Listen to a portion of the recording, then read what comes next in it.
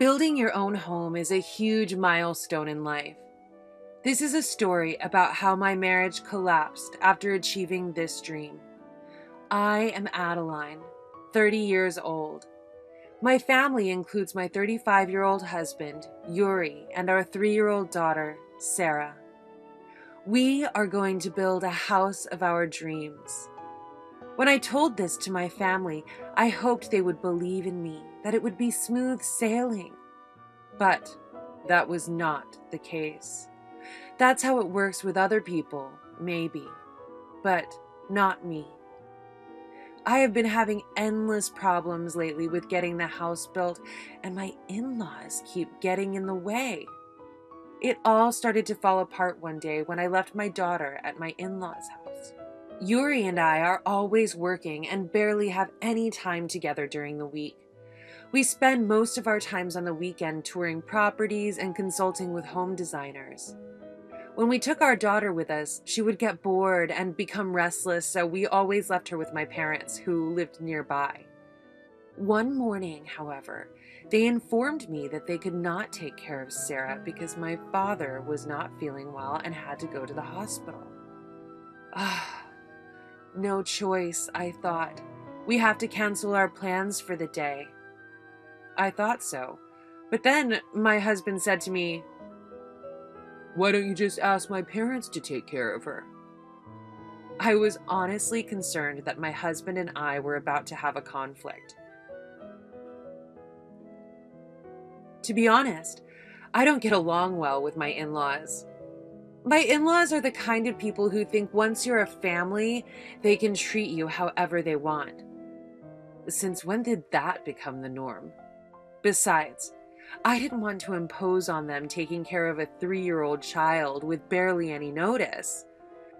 But if I put off my plans for a day, then progress on the house would be delayed. After much deliberation, I decided to leave my daughter with my in-laws. As soon as I finished my errands, I bought some expensive sweets and souvenirs and headed straight for my in-laws' house. Perhaps because I came bearing gifts, my in-laws were in good spirits and accepted my gifts.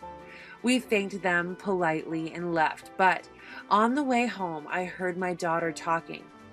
"I'm going to buy a new house." Then she asked, "Where will Grandma and Grandpa's rooms be in the new house?" Uh-oh. "Sarah, what are you talking about?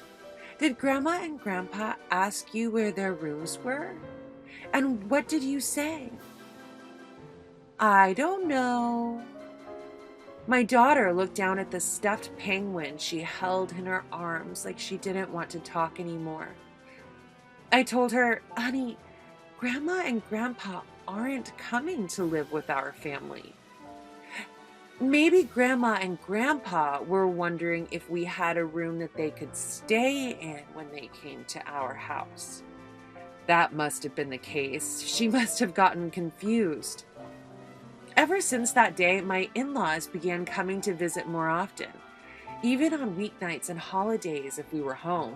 My family is currently in a small, old apartment in order to save money to buy a house. Whenever my in-laws drop by, they settle down in the dining room or on the sofa and ask to see the documents of the house that we're building.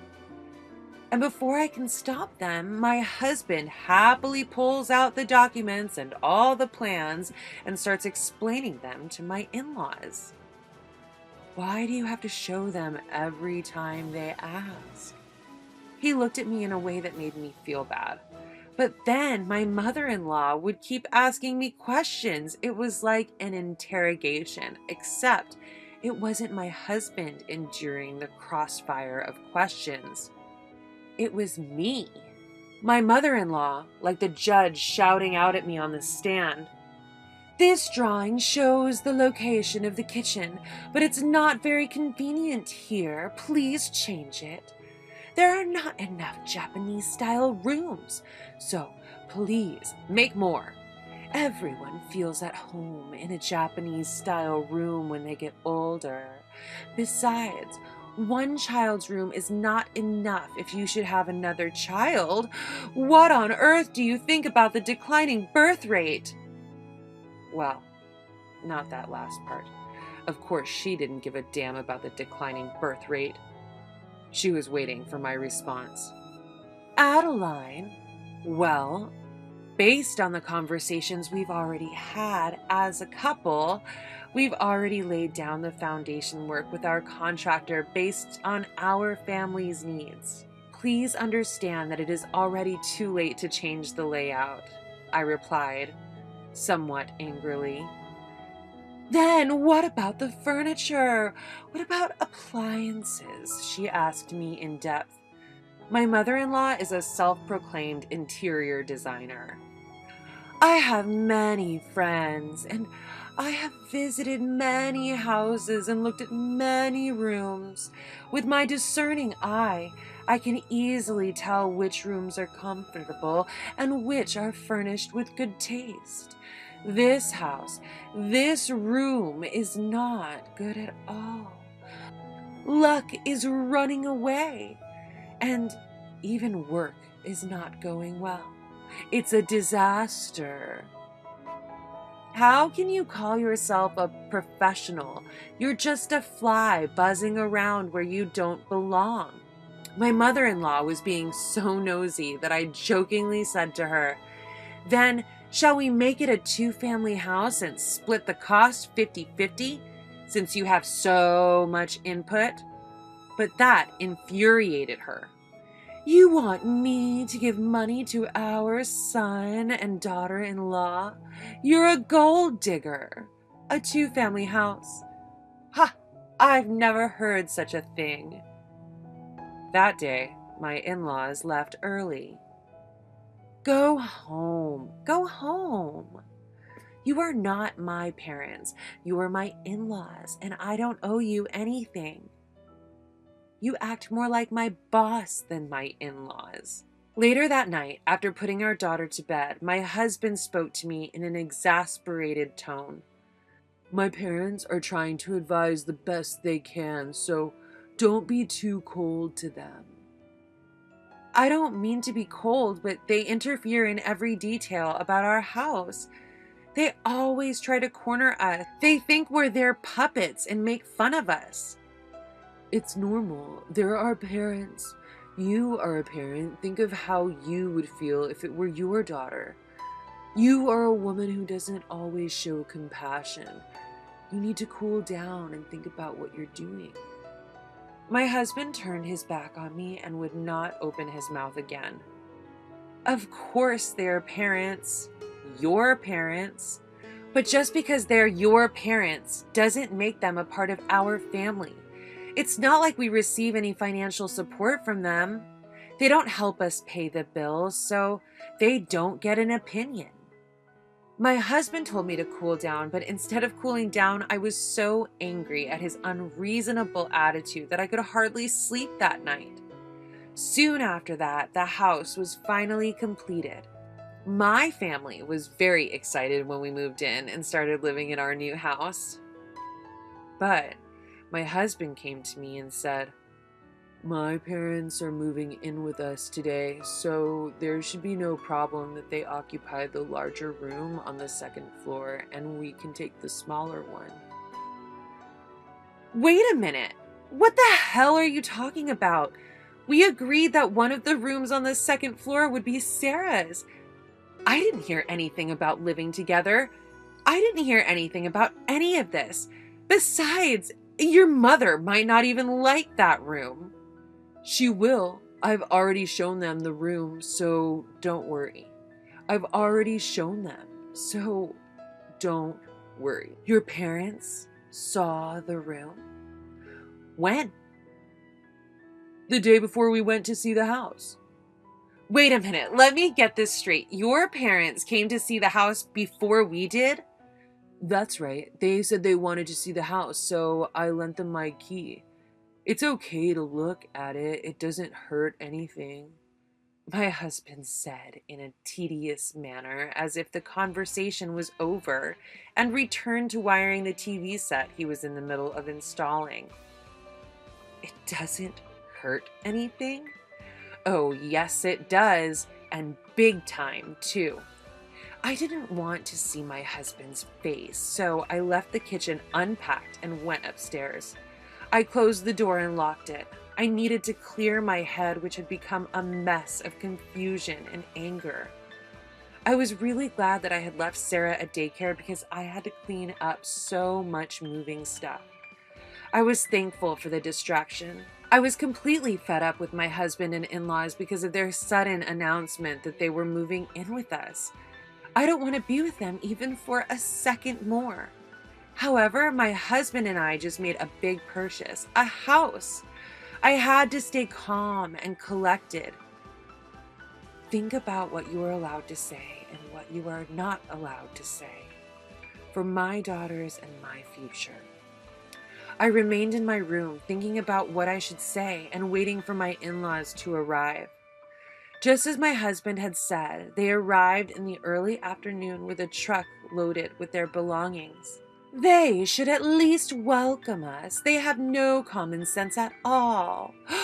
Oh my God, you haven't even cleaned up the mess yet. You're such a waste of space. After a lot of complaining, my in-laws entered our newly built house as if it was their right to do so. I listened attentively to what was going on upstairs, and then I went out of the room and headed for the front door. I wasn't told that we were going to be living with you too. My first words of resignation were surprisingly cold. My father-in-law, perhaps annoyed by this, was quick to blame me. I told Yuri. It shouldn't be a problem, should it? But it is a problem. It was only this morning that I heard from Yuri that he invited his parents to come live with us, and I have absolutely no intention of living with the two of you, with such rude people. What? Yuri said it's fine. You think you can go against your husband even though you are his wife? Yes, I do. You think I'm a brazen wife, do you? If you don't like it, why don't you just leave? I knew it was no good. I've been thinking this for a long time, but the way of thinking is so different that I can't have a conversation with these people. As I remained silent, thinking about how to fight back, my husband flew in with a panicked look on his face. What are you doing, Adeline? Don't fight with my parents. Fighting? It's not like we are equals. I was being unilaterally abused just because I was his wife. And now my husband is blaming me again? I guess the apple doesn't fall far from the tree. Yuri, I can't live with your parents. Don't embarrass me. You are my wife, so you're supposed to obey me, your husband. I am a human being before I am your wife. Do you think that you can force me to obey you? My father-in-law, who was listening to our conversation, said, I don't want that kind of wife for you. I don't want that kind of wife in my house, he shouted loudly. Then my husband said, being my wife comes first. If you can't take care of my parents, we might as well get a divorce. I agree with my father. I understand. Then let's get a divorce, I said it, loud and clear. Here was my husband initiating a divorce, and I, his wife, was agreeing to it. I prayed that the smartphone in my pocket was recording this exchange. I continued on, inwardly praying.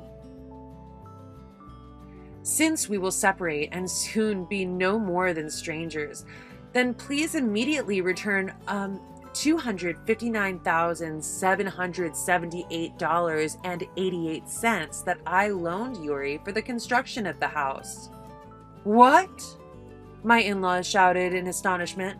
My husband lost his color and looked at me, his face white as a sheet. I explained the situation to my in-laws, who had no idea what was going on, in a very detailed manner. There seems to be some kind of misunderstanding, but Yuri did not pay a penny for the house. This house was built with only my savings. This is because he had no savings at all, as if he had no planning skills. Since we both worked and split the bills equally between us, we agreed to save the remainder in each of our accounts. But this person was wasting money and not putting anything into savings. "Oh, come on, Adeline. You can't go there." It's all true. But when it came time to buy a house, he refused to budge. He wanted the house to be in my name. That's why I lent you the money, didn't I?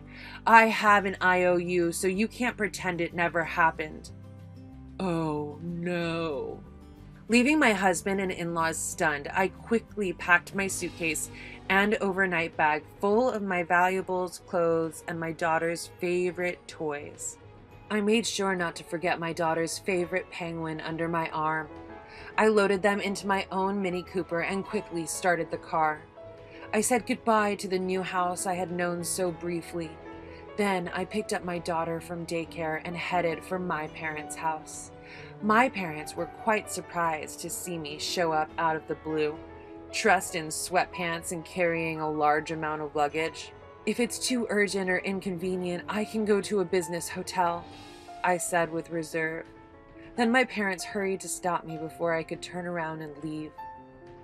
I thought maybe they were just worried that I would be taking their granddaughter along with me. In fact, the opposite was true. They had sworn to protect me at all costs. Anyway, I told my parents about the situation. I told them that I was leaving my husband, who had not a single good thing to say about me, and that I wanted to take my daughter and raise her. They promised to cooperate with me fully. They also told me to live at home for a while. This was a very generous offer as I was working. I spent that evening compiling and documenting everything that had happened so far with my husband and in-laws. I also saved the audio data of my conversations with my husband and in-laws, which I had recorded on my phone, to my computer and external media. With these in hand, I visited several lawyers' offices, taking full advantage of my paid time and weekends. Finally, I found a lawyer whom I felt I could trust, and I sent him a formal request. I was doing so much that a week passed in the blink of an eye since that day when I ran out of my beautiful new house. When I left the office after work that day, there was someone waiting for me. It was my husband. I would like to say that he was my ex-husband, but unfortunately, until the divorce was settled, he was still my husband for all intents and purposes. I had nothing to say to my husband, but I was afraid that he would get upset and do something to me. So we went into a coffee shop together, looking for a place where we could be seen. I remembered to turn on the recording function on my phone just in case. I asked my husband as calmly as I could, "Is there something you want to talk about?" "Yes, that's it. That house, I'm going to give it to you, Adeline. I'll remove my name from the lease. Can't you just forget about the money?" "I'm sorry, I can't live in that house anymore. Your father and mother stepped into that house before us, didn't they?" "What do you care about such details?" "It does matter to me, so I can't." With that, I took a sip of coffee and took a hard look at my soon-to-be ex-husband. His hair was a mess, with a few strands sticking out. He had stubble on his chin, and his complexion was not good. He was wearing a suit, but his shirt was shabby and looked like it hadn't been ironed or dry cleaned. I didn't know how he was getting on, but he looked tired and worn out. "Please, Adeline, I can't pay back such a large sum of money so easily." "You knew it was a lot of money, didn't you? I suggested that the house could be in both of our names, even though it was my house. My house, you were the one who didn't back down." "I thought I would be more like a landlord, and I didn't know you were serious about the divorce. I thought it was just a threat. I didn't know you would take it so seriously." "I am serious. I don't care if he's just not worth it, but I can't imagine such rude parents sticking together." "Oh no." "Sarah is waiting for me, so if you're done talking, I'll leave." I'll leave when you're done. I'm going to take care of Sarah. My ex-husband's words made me feel uneasy. I went back to my parents' house and asked them to be careful, not to let anybody take Sarah by force. A few days after my ex-husband's visit, I received a call that a couple who looked like my in-laws at the daycare center were trying to pick up Sarah. I left early and rushed to the daycare center. Fortunately, I had informed the daycare center in advance, so they let my in-laws wait for me in a separate room. They did not let them see Sarah. When I entered the room with my in-laws, I was suddenly yelled at. "Give me back my grandchild, you thieving cat!" "What do you mean by thieving cat? I am not a thief." "If you are not a thief, you are a fraud. If you are not a thief, you are a swindler. Otherwise, there is no way I would have had that much money at your age." No, all the money I lent to Yuri was my own.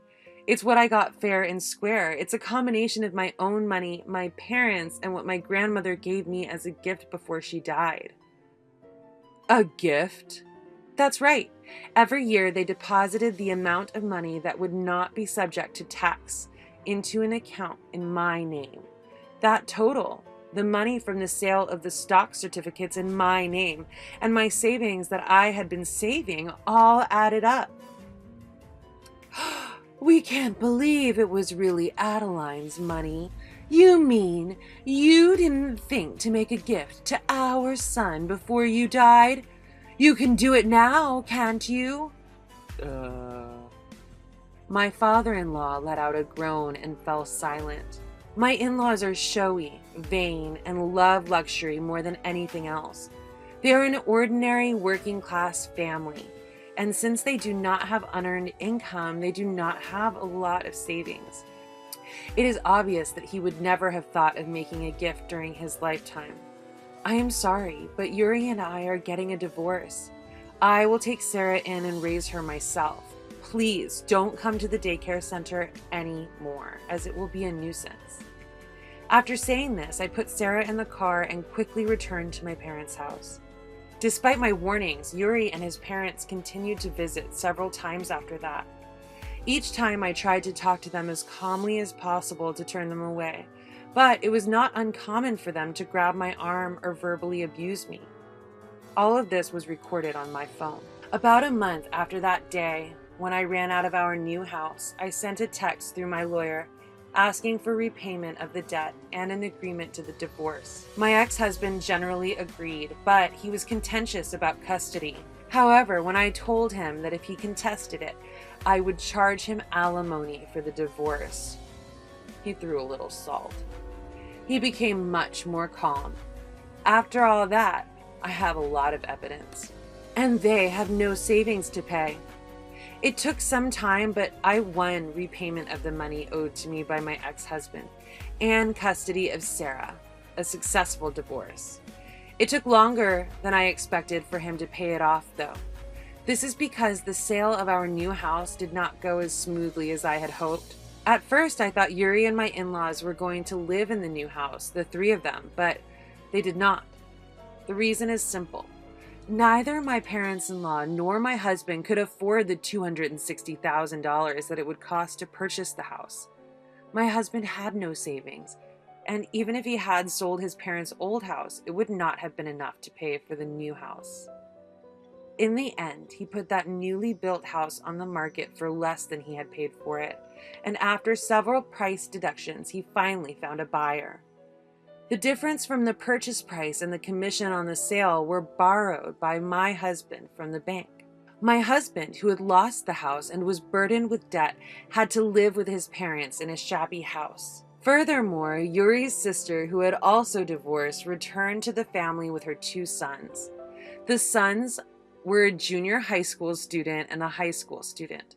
Perhaps it is because 6 adults are crammed into a small, shabby house that they have a reputation in the neighborhood for cursing and yelling at each other every day.